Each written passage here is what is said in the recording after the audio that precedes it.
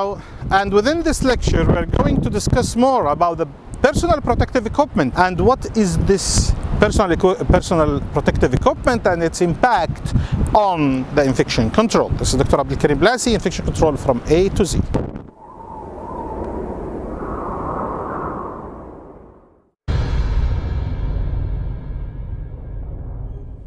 Personal protective equipment. For me as infection control, what are the principles and the basic information that I should know to deal with the concept of personal protective equipment?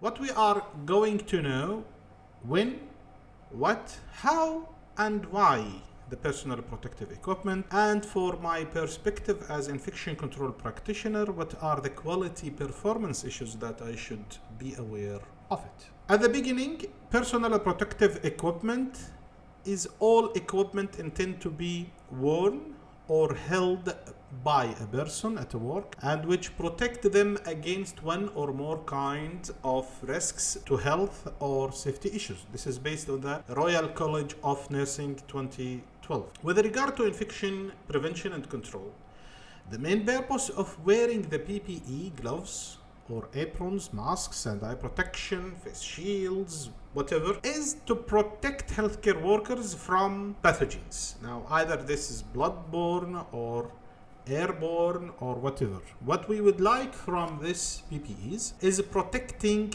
the healthcare providers' transmission of microorganisms, either for the patient or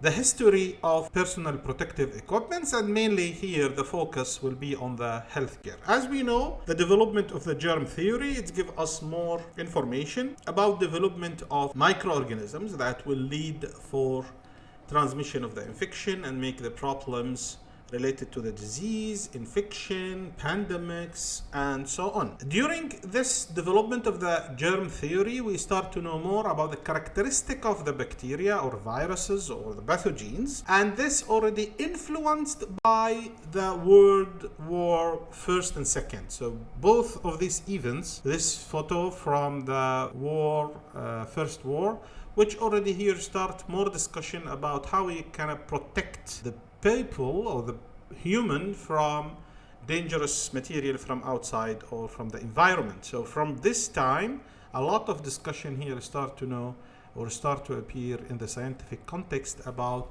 the importance of health protection for the people. Now, within our context in the healthcare, there is a challenge related to the compliance of the staff, mainly for wherefore the PPEs cause a great confusion among healthcare staff, how they can deal with that, the compliance issues, and mainly for the ability of the PPEs in making the protection, right? So this is the issue that we should know.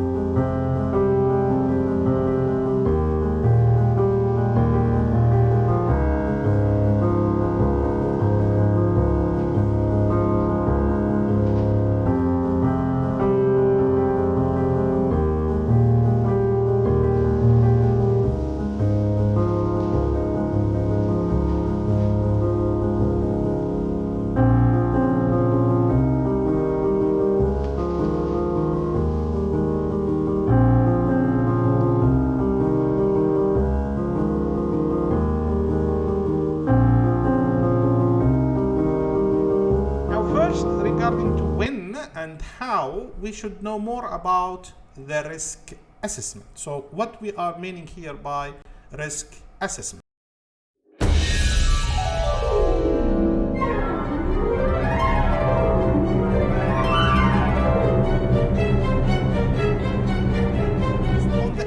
IC and NICE guideline clearly state that the selection of the personal protective equipment must be based on the risk assessment of the risk of transmission. So based on our knowledge about the risk assessment itself, we will be able here to know more about what are the most useful PPEs to wear, right?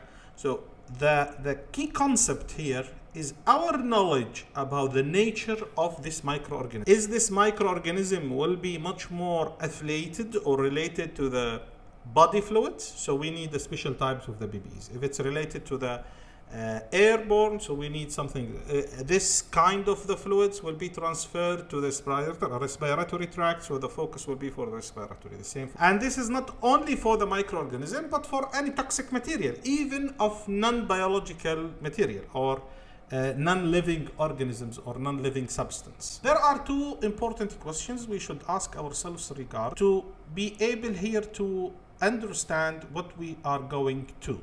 First, what is the task that the healthcare workers is about to undertake? So if we know what are the tasks that the healthcare providers are going to do, so we are able here to expect what are the kind of exposure will happen. So this is the next question. The exposure to the blood, to the body fluids, to the chemicals, if we are able to match then these tools, we are able to know exactly what are the risks will come for the people whom in need for the PPEs.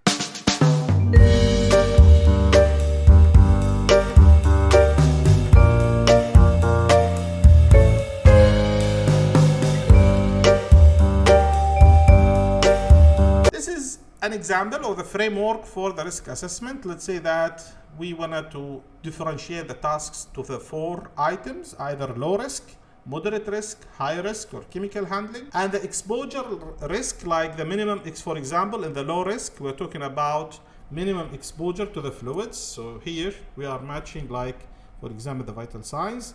There is minimal exposure to the fluids and chemical. So the gloves in some cases, and we will discuss more about the gloves now, and it can be enough to be with the hand hygiene only. For the moderate risks, like we need to make more contact with the body fluids, so we need gloves or sometimes gown. So we change our category for which type of the PPEs will be suitable based on the type of the risk and the exposure risk. For the moderate risk, moderate risk, we go for maybe there be possible for body fluids, so we should protect. For the high risk, for example, such as in a surgery, so we need higher protection because the exposure is very high.